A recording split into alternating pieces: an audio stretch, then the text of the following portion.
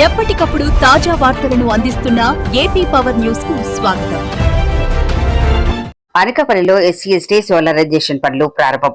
4 నూతన ట్రాన్స్ఫార్మర్లను ప్రారంభించిన ఎస్సీ ప్రసాదరావు. అనకాపల్లి రాష్ట్ర ప్రభుత్వం ఎంతో ప్రతిష్టాత్మకంగా చేపట్టిన ఎస్సీ ఎస్టీ సోలారైజేషన్ పథకంలో భాగంగా అనకాపల్లి జిల్లాలో మరో కీలక అడుగు పడింది. Kasimkota division, Kotturu sub division పరిధిలోని తుమ్మపాల సెక్షన్ గ్రామాల కోసం నూతనంగా మంజూరైన 4 విద్యుత్ ట్రాన్స్ఫార్మర్లను ఏపీఈపీ డీసీఎల్ అనకాపల్లి జిల్లా సూపరింటెండెంట్ ఇంజనీర్ జి ప్రసాదరావు ఈరోజు కొబ్బరికాయ కొట్టి అధికారికంగా ప్రారంభించారు. ఈ సందర్భంగా ఆయన మాట్లాడుతూ అట్టడుగు వర్గాలైన ఎస్సీ ఎస్టీలకు మెరుగైన విద్యుత్ సౌకర్యాలు కల్పించడంతో పాటు సోలారైజేషన్ ప్రక్రియ ద్వారా వారికి గరిష్ట లబ్ధి చేకూర్చడమే ఈ పథకం యొక్క ప్రధాన ఉద్దేశమని వివరించారు.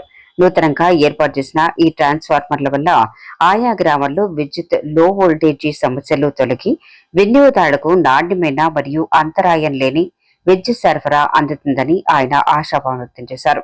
ఈ కార్యక్రమంలో విద్యుత్ శాఖకు చెందిన ఉన్నతాధికారులు పాల్గొన్న వాళ్లు DE Zainulla, DE UKG Prasad, Kasimkota division DEE Muralikrishna, ADE Kasibabu మరియు ఏఈ శ్రీమతి మనోజ ఉన్నారు. వీరితో పాటు Kothuru ADE Nirikshan, AEB Veerendra, JE KDV Koteswararao మరియు తుమ్మపాల సెక్షన్ విద్యుత్ శాఖ సిబ్బంది ఈ ప్రారంభోత్సవ కార్యక్రమంలో భాగస్వాములయ్యారు.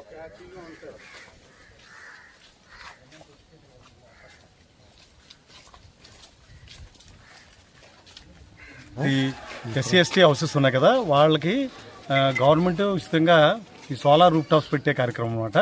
మనకి ఈ ఏరియాలో 150 హౌసెస్కి, ఎస్సీ ఎస్టీ హౌసెస్కి మనం సోలార్ రూఫ్ టాప్ పెట్టడం జరిగిందండి. మరి ఈ 150 పెట్టాం ఈ ఏరియాలో.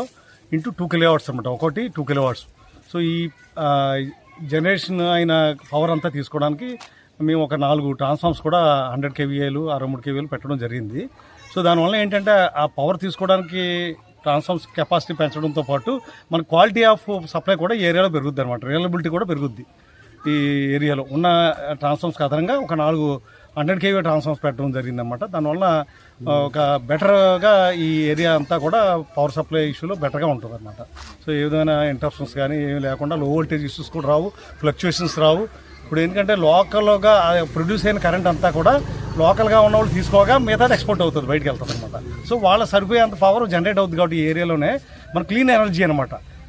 ఒక్కొక్క ఇంచుమించుగా 10 యూనిట్ల దాకా జనరేట్ అవుతుంది ఒక్కొక్క సోలారు. ఇంటూ 150 అంటే మరి అన్ని వేల యూనిట్లు క్లీన్ ఎనర్జీ ప్రొడ్యూస్ అవుతుంది అనమాట. దానివల్ల మనకి ఎంతో పర్యావరణానికి ఎంతో ఉపయోగపడుతుంది. ఎందుకంటే మనం చాలా బొగ్గు బర్నింగ్ని ఆపేవాళ్ళం అవుతాము. దానివల్ల పర్యావరణానికి మంచిది ఈ క్లీన్ ఎనర్జీ మనకి గ్రిడ్లో వెళ్ళడం వల్ల.